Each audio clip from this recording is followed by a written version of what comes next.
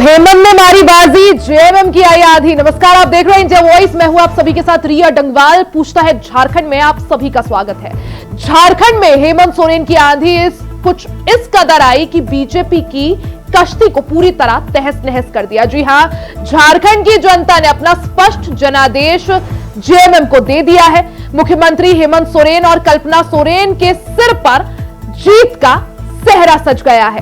हेमंत सोरेन के नेतृत्व में जेएमएम और कांग्रेस गठबंधन ने प्रचंड जीत हासिल की है। इंडिया गठबंधन को 81 में से 56 सीटें मिली है। यह पहली बार है जब झारखंड में किसी गठबंधन को 2/3 बहुमत मिला हो, जबकि बीजेपी बांग्लादेशी घुसपैठ जैसे मुद्दे उठाने के बाद भी सिर्फ बीजेपी का जो गठबंधन था एनडीए, वो 24 सीटों पर सिमट कर रह गया।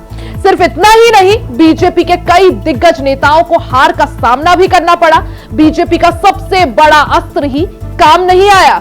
जहां बीजेपी के दिग्गजों ने जनसभाएं की, वहां भी करारी हार का सामना करना पड़ा। यानी झारखंड में मोदी मैजिक पर हेमंत कल्पना की जोड़ी भारी पड़ गई।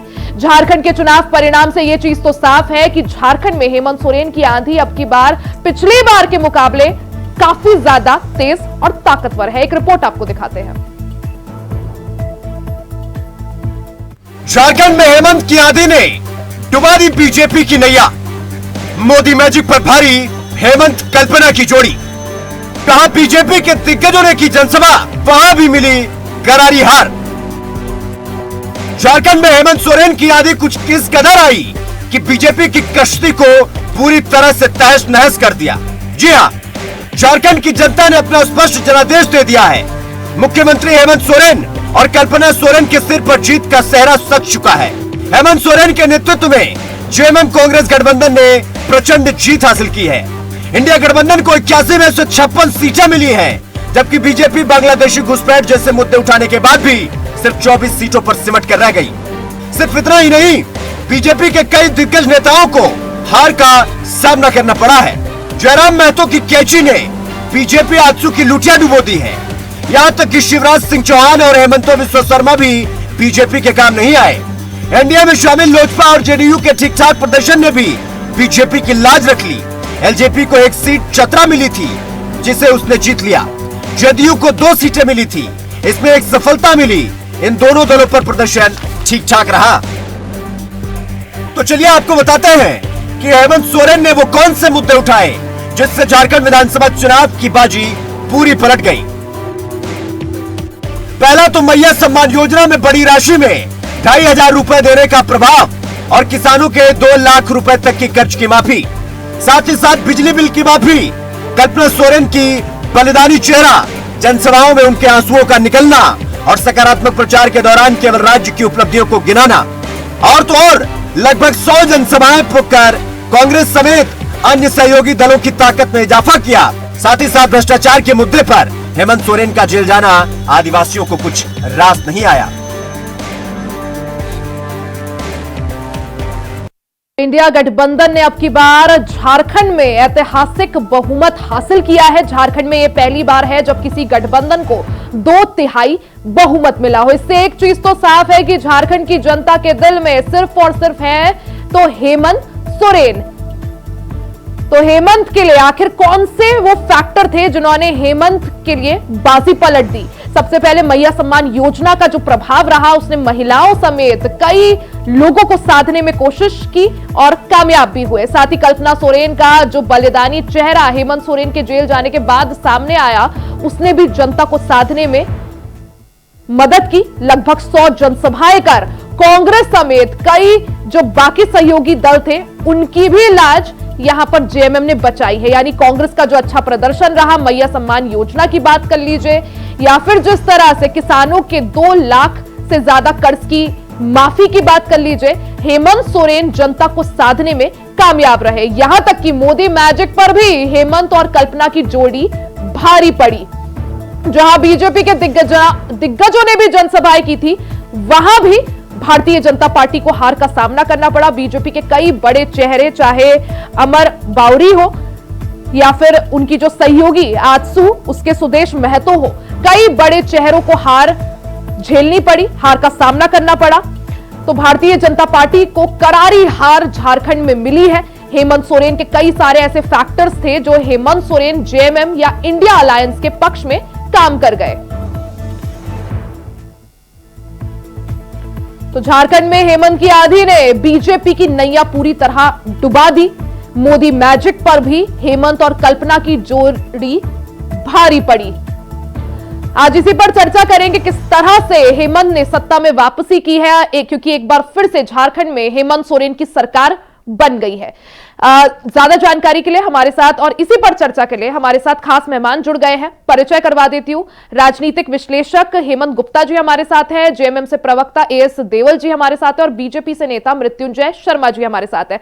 सबसे पहले देवल साहब, आपको बहुत बहुत बधाई। जिस तरह से एक बार फिर से जो कमिटमेंट हेमंत सोरेन ने जनता से किया था, उसके साथ जनता के विश्वास के साथ उनकी वापसी हुई है। बहुत बहुत बधाई आपको। और मृत्युंजय जी, आपसे चर्चा की शुरुआत करूंगी, क्योंकि रोटी माटी बेटी की बात हो, बांग्लादेशी घुसपैठियों की बात हो, कई मुद्दे भारतीय जनता पार्टी और एनडीए ने उठाए थे। कहीं ना कहीं कोई भी मुद्दे काम करते हुए नजर नहीं आए। जो सबसे बड़ा अस्त्र आप लोगों का था वो ही काम नहीं किया। क्या वजह मानते हैं मृत्युंजय जी बीजेपी की हार की? सबसे पहले तो मैं आपकी तरह इनफैक्ट देवल जी को बहुत बहुत बधाई देना चाहूंगा, उनकी और उनके पार्टी को, और उन्हें एक पूर्ण बहुमत की सरकार मिली है और हमें पूर्ण विश्वास है कि वो राज्य के हित में अगले 5 वर्षों तक बहुत अच्छा काम करके दिखाएंगे। चुनावी हार की जहां तक बात करें, देखिए कभी भी आप चुनाव में जाते हैं तो आप हाइंडसाइट में हम लोग कई बार होते हैं कि हम लोग हार का विश्लेषण करते हैं और कहते हैं कि इस मुद्दे ने काम नहीं किया, उस मुद्दे ने काम नहीं किया। लेकिन जब हम चुनाव की स्ट्रैटेजी तैयार कर रहे होते हैं तो उस समय जो हमें लगता है कि सबसे रेलेवेंट मुद्दे हैं और वहां के जनता के हित में सबसे रेलेवेंट मुद्दे हैं, वहां के प्रदेश में जो खतरा है उसके हिसाब से सबसे रेलेवेंट है। और जब खास करके आप विपक्ष में होते तो सरकार की जो नाकामियां होती है उसको आप हाईलाइट करने की कोशिश करते हैं जब आप चुनाव में जाते हैं। तो हमने भी नहीं, हमने कहा कि रोटी बेटी बहुत इंपॉर्टेंट इश्यू है झारखंड के लिए। जब हम रोटी बेटी पार्टी की बात करते हैं तो उसमें सारी चीजें निहित हो जाती है। उसमें रोजगार का भी मुद्दा निहित हो जाता है युवाओं का, उसमें महिला सुरक्षा की भी बात निहित हो जाती है, उसमें बांग्लादेश घुसपैठी की बात निहित हो जाती है। तो एक तरह से मेरे ख्याल से कंप्लीट कैंपेन था ये रोटी बेटी पार्टी सुरक्षा के भाव में जी, उसके लिए हम लोगों ने कैंपेन। लेकिन मृत्युंजय जी, कहीं तो कुछ कमी रही होगी, क्योंकि आपके दिग्गजों ने जहां रैलियां की थी वहां कई सारी सीटें हारे हैं। चंपई सोरेन का साथ तो मिला, लेकिन आदिवासी नहीं जुड़ पाए आप लोगों के साथ। कुछ खास कमाल चंपई सोरेन नहीं कर पाए।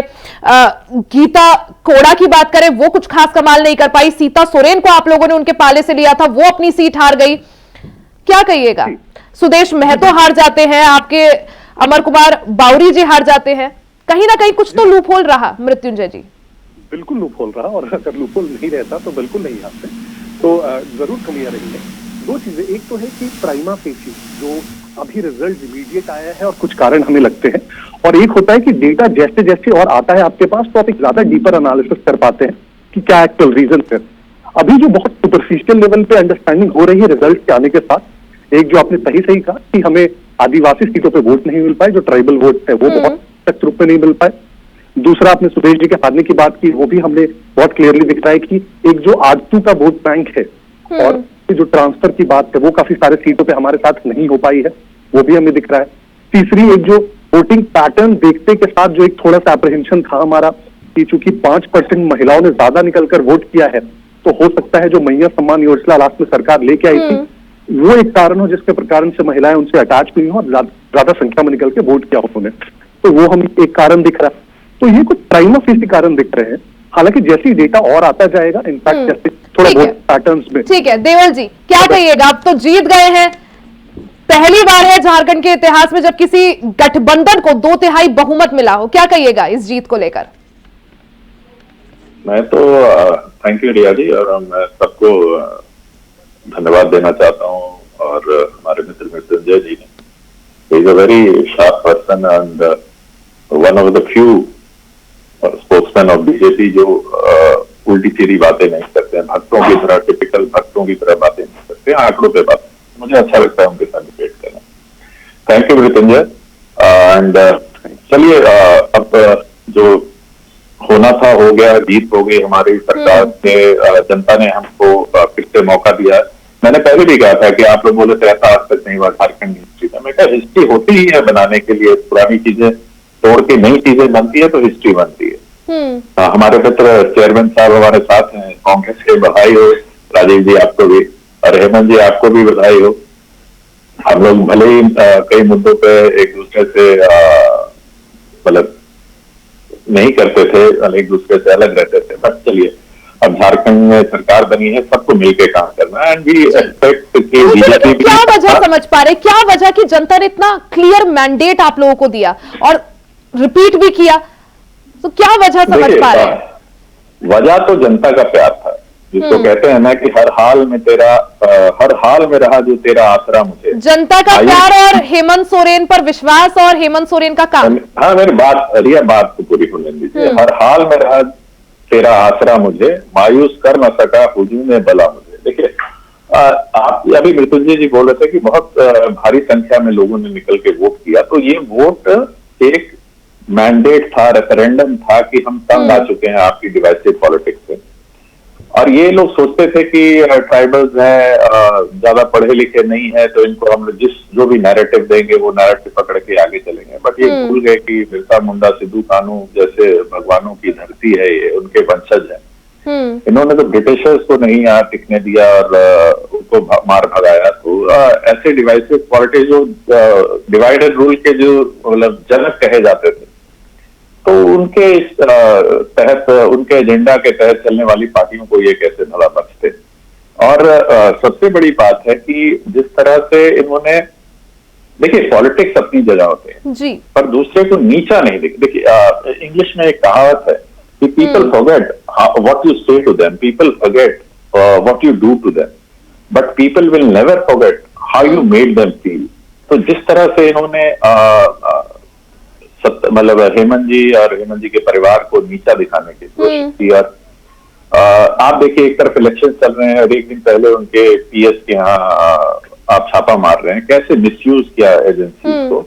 चलिए कोई नहीं, पर जनता ने अब अपना मैंडेट दे दिया है, जनता ने स्पष्ट संदेश दे दिया है। हेमंत जी, आऊंगी आपके पास, एक बार जल्दी से राजीव रंजन जी का रुख कर लेते हैं, वो कांग्रेस से हमारे साथ जुड़ गए हैं। राजीव जी, आपका बहुत बहुत स्वागत है और बहुत बहुत बधाइयां। झारखंड जीत गए हैं, झारखंड में एक बार फिर से आप लोगों की सरकार रिपीट हुई है। और सबसे खुशी की बात यह है कि जब एग्जिट पोल्स आए थे, कई राजनीतिक विश्लेषक हमारे साथ भी जुड़े थे और सब कंफ्यूज थे कि कांग्रेस प्रदर्शन अच्छा कर पाएगी नहीं कर पाएगी। कई लोगों ने यह भी प्रेडिक्ट कर लिया था कि कांग्रेस का प्रदर्शन का जो ग्राफ है वो गिरेगा, लेकिन कांग्रेस ने बखूबी अच्छा प्रदर्शन किया और वही वजह है कि जो सत्ता तक सीढ़ी है वो और मजबूती से आप लोग पहुंच पाए। जी, पहले तो आपको धन्यवाद, आपके चैनल के माध्यम से झारखंड की जनता को भी बहुत बहुत बधाई और धन्यवाद कि उन्होंने एक मजबूत सरकार का गठन किया है, जिससे आने वाले 5 वर्षों में जनता के जो अपेक्षाएं हैं उसको हम पूरा करने में कामयाब रहेंगे। और निश्चित रूप से आपने जो प्रश्न खड़ा किया है कि जो एग्जिट पोल के दौरान या जो राजनीतिक विश्लेषक हो या जो नैरेटिव सेट करने का प्रयास किया गया कि कांग्रेस कहीं ना कहीं कमजोर कड़ी के रूप में दिखाई दे रही है, लेकिन हम पूरी तरह से आश्वस्त थे क्योंकि हमारी तैयारी पूरी तरह से मुकम्मल थी और उस तैयारी को लेकर के हमने जमीन पर काम किया। हमारे कार्यकर्ताओं ने बूथ स्तर तक जाकर के पंचायत और गांवों में काम किया। आप देखेंगे कि जो परिणाम आए उसमें 4-5 सीट और जो थे हमने बहुत थिन मार्जिन से गंवाई है और इसलिए हमें तो अपेक्षा और ज्यादा की थी। लोग कुछ भी बात कह रहे थे वो अलग विषय था, लोगों ने तो अपने तरह से कांग्रेस को दरकिनार ही कर दिया था। लेकिन जब हम जानते थे कि झारखंड के अंदर इंडिया गठबंधन की मजबूत सरकार काम कर रही है, जन मुद्दों को लेकर के काम कर रही है, उम्मीदों पर खरा उतर रही है और जनता से जुड़े हुए हर सवालों को लगातार हल करते चले जा रही है, तो ऐसे कहीं भी कोई बात नहीं थी कि कांग्रेस को कमतर करके लोग वोट देंगे और सिर्फ दूसरे लोगों को वोट ज्यादा मिलेगा।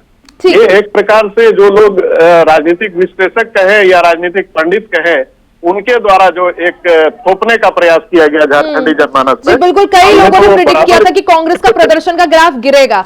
हेमंत जी भी हमारे साथ है। हेमंत जी, चाहे बांग्लादेशी घुसपैठियों का मुद्दा उठाना हो या भ्रष्टाचार का मुद्दा जो है भारतीय जनता पार्टी एनडीए ने जोर शोर से उठाया था, लेकिन चुनाव परिणाम देखे तो कुछ भी काम करता हुआ नजर नहीं आया। क्या फैक्टर समझ पा रहे हैं आप जेएमएम कांग्रेस की जीत के?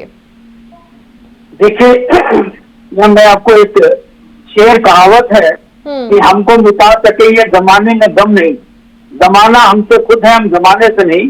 ये बात को चरितार्थ किया है हेमंत जी की पार्टी ने, जेएमएम ने ये साबित किया। और क्योंकि आज हमारे दो विजयी राजीव रंजन जी और देवा साहब यहाँ बैठे, मैं इनको भाई तहे दिल से पहले तो धन्यवाद देता हूँ कि वाकई आप लोगों ने साबित किया है।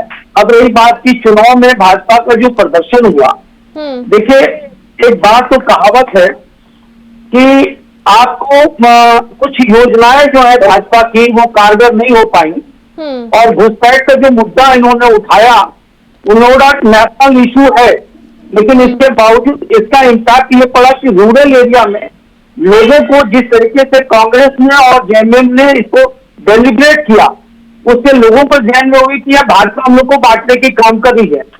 तो दलित समाज, आदिवासी समाज और मुस्लिम समाज एकजुट वोट भाजपा और जेएमएम के साइड में गई है, इसको इससे नकारा नहीं जा सकता। एक फैक्टर तो ये शेड्यूल इलाका है, और शेड्यूल इलाके में आदिवासी बहुल क्षेत्र होने के चलते यहाँ के लोग इंस्टेंट रिजल्ट पर बहुत ज्यादा डिपेंडेंट है। अब आप देखिए, किसी भूखे जानवर को अगर आप खाना खिला दीजिए तो वो जानवर भी आपका वफादार हो जाता। भाजपा जेएमएम ने मैया योजना ऐसे वक्त पे डाला है कि आप समझ लीजिए कि लोगों को भूख थी और उनको खाना खिला दिया गया, तो लोगों को ट्रस्ट हो गया कि भाई ये सरकार हमको 3 महीने से दे रही है, और भाजपा का ये कहना कि हम जीतेंगे तो देंगे, तो लोगों में ये बातें फैल गई कि ये यानी मैया सम्मान योजना एक सबसे बड़ा मास्टर स्ट्रोक रही। बहुत बड़ा मास्टर स्ट्रोक रहा।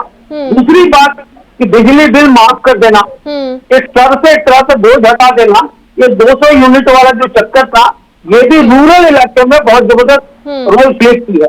और तीसरा सबसे बड़ा फैक्टर इनका हुआ कि भाई देखिए, युवाओं की नौकरी के लिए जो कह रहे थे कि हम इसका जांच कराएंगे, ये करेंगे, वो करेंगे, तो युवा जो फैक्टर था वो इनसे हटा, लेकिन इसकी जगह में महिलाओं का परसेंटेज जो बढ़ गया वो इनके वोट बैंक पर बहुत अच्छा असर पड़ा, जिसकी वजह से इनको विजय मिली।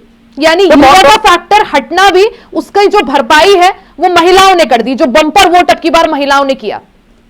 दूसरा मैं आपको बोलना चाहता हूं कि भाजपा में जो आदिवासी नेता थे, आप देख लीजिए, समीर उरांव जी को एमपी के लिए दिया गया था, नहीं जीत पाए, फिर उनको एमएलए के लिए दिया गया। ये टेस्ट नहीं करना चाहिए था, ये टेस्ट उन्होंने सीता सोरेन के साथ भी किया, यही टेस्ट उन्होंने गीता को साथ किया, यही टेस्ट उन्होंने देख लीजिए आप सुदर्शन महतो के साथ किया। तो ऐसे लोग जो एक बार हार चुके उसको फिर से आप लाते हैं, तो लोग कहते हैं इनके पास नेता नहीं है। ये एक बहुत बड़ा फैक्टर हुआ, इसको चेंज करना था, ये ट्रेडिशन नहीं लाना था। इनके वहां पर भी कुछ लॉसेज हुए। और दूसरा तीसरा जो फैक्टर रहा कि कुर्मी और तेली जाति का जो समुदाय का जो वोट बैंक बटा जयराम जी के आने से, तो वही इनके वोट बैंक को काटने का काम किया। जी मृत्युंजय जी, जिस तरह से अगर बात करें भारतीय जनता पार्टी ने, क्योंकि मेहनत बहुत की थी, पीएम मोदी की रैली हो, अमित शाह हो, नड्डा जी हो, या फिर मुख्यमंत्री योगी आदित्यनाथ, जमकर रैलियां की गई, तैयारियां की गई, लेकिन उसके बावजूद आखिर क्या वजह कि मोदी मैजिक उस कदर नहीं चल पाया? 2019 में भी हमने वही देखा था कि जब देश भर में मोदी लहर थी, लेकिन झारखंड में मोदी लहर ब्रेक नहीं कर पाई थी हेमंत सोरेन के किले को। अब की बार 2024 में वही रिपीट होता हुआ दिखा। क्या ओवर कॉन्फिडेंस था कि पीएम मोदी आएंगे और मैजिक हो जाएगा? नहीं, देखिए, किसी भी एक फैक्टर पे कभी भी हम अपनी पूरी चुनावी रणनीति को कभी पिन नहीं करते। तो कभी ये नहीं कहते हैं कि हम लोग सिर्फ और सिर्फ मोदी मैजिक से ही निकल जाएंगे। मोदी जी हमारे रीजन, मृत्युंजय जी, एक रीजन ये भी है कि सीएम चेहरा स्पष्ट नहीं था। जैसे एक तरफ इंडिया अलायंस का सीएम फेस फिक्स था, हेमंत सोरेन पर उन्होंने दाव चला था, और हेमंत सोरेन के कंपैरेटिव कोई दूसरा चेहरा बीजेपी या एनडीए के पास नहीं था, क्योंकि बाबूलाल मरांडी है, चंपई सोरेन है, जनता कंफ्यूज थी कहीं ना कहीं। मैं उसी पे आ रहा हूँ। तो देखिए, अगर आपको पैरेलल ड्रॉ करना है तो आप इसी का पैरेलल महाराष्ट्र से ड्रॉ कर लीजिए। महाराष्ट्र में भी हमने कोई सीएम फेस डिक्लेयर नहीं किया था। महाराष्ट्र में भी मोदी जी गए थे प्रचार करने के लिए और वहां बहुत ही प्रचंड बहुमत आई। तो मैं ये भी काउंटर आर्गुमेंट दे सकता हूँ कि मोदी मैजिक बरकरार है। मैं फिर से लेकिन वही कह रहा हूँ कि कभी भी एक फैक्टर पे हम पूरी चुनावी रणनीति और उसकी जीत हार को तय नहीं कर सकते हैं। भाजपा जहां कहीं भी चुनाव लड़ती है, चाहे वो जीते चाहे हारे, जो चुनाव लड़ने की पूरी रणनीति है और वो जो मेहनत है वो आपको हर जगह दिखेगी। वो आपको कहीं नहीं दिखेगी कि यहाँ पे हम नहीं, लोगों ने लेकिन कम मेहनत की इसलिए हार गए। मृत्युंजय जी, मेहनत लेकिन रिजल्ट में तब्दील नहीं हो पाई। मैं फिर से वही कह रहा हूँ कि बहुत सारे फैक्टर्स होते हैं जो साथ में काम करते हैं। सो फॉर एग्जांपल मैं दूसरा हरियाणा का एग्जांपल दूंगा। वहां पे देख लीजिए कि आपने एग्जिट पोल्स में सारे करीब एग्जिट पोल्स ने भाजपा को राइट ऑफ कर दिया था कि किसी भी हालत में सत्ता में नहीं आ रहा है, लेकिन हम लोगों ने वहां पे भी जमीन पे काम करके फिर से सत्ता में आए।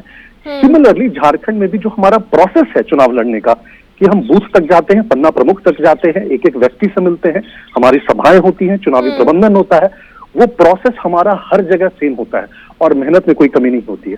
फैक्टर्स अलग अलग हो जाते हैं, हर जगह चुनावी रणनीति अलग अलग हो जाती है, हर जगह जो ऑपोजिशन होता है वो अलग होता है, वहां के लोकल मुद्दे अलग होते हैं, उससे फर्क आता है। तो झारखंड में जैसा आप अभी हम लोग डिस्कस कर रहे हैं और मैंने कहा भी कि सुपरफिशियली अगर मैं एकदम इमीडिएट देखूं तो मैं भी मानता हूं कि हो सकता है जो मुद्दे शायद उठे हों उसमें हो सकता है शायद वो इमीडिएटली कनेक्ट नहीं हुआ हो और वही कारण रहा होगा कि लोगों ने वोट नहीं दिया। तो उसमें कोई दो मत नहीं है। लेकिन अगर आप मुझसे फिर से पूछेंगे कि चुनावी रणनीति में या चुनाव लड़ने में कहां पे गलती रही, तो वो सिर्फ हाइंडसाइट में हमें लग रहा है। अगर हमें फिर से 2 महीने पीछे जाकर लड़ना होगा, क्योंकि 2020 से विपक्ष में तो बैठे ही हैं, अब की बार अब आने वाले 5 साल भी विपक्ष में ही बैठना है। जनता ने अगर विपक्ष में हमें बैठने का फैसला सुनाया तो बिल्कुल विपक्ष में चलिए, जनता का जनादेश सराखों पर है, मतलब जी बिल्कुल है, बिल्कुल है। ठीक है। हेमंत जी जल्दी से, अगर क्योंकि समय कम है, आखिरी यही पूछना चाहूंगी, बीजेपी की हार की क्या वजह समझ पा रहे हैं? देखिए, बीजेपी की हार की वजह मोटे तौर पर अगर देखा जाए तो इंस्टेंट रिजल्ट का कमी होना, और इंस्टेंट रिजल्ट की कमी का मतलब है कि आपने डिक्लेरेशन तो दिया कि हम ये देंगे लेकिन चुनाव के बाद, और इन्होंने ये कहा कि नहीं चुनाव के पहले जो लोग दे दिए, ये यहाँ पर एक बहुत बड़ा मोमेंटम क्रिएट कर दिया।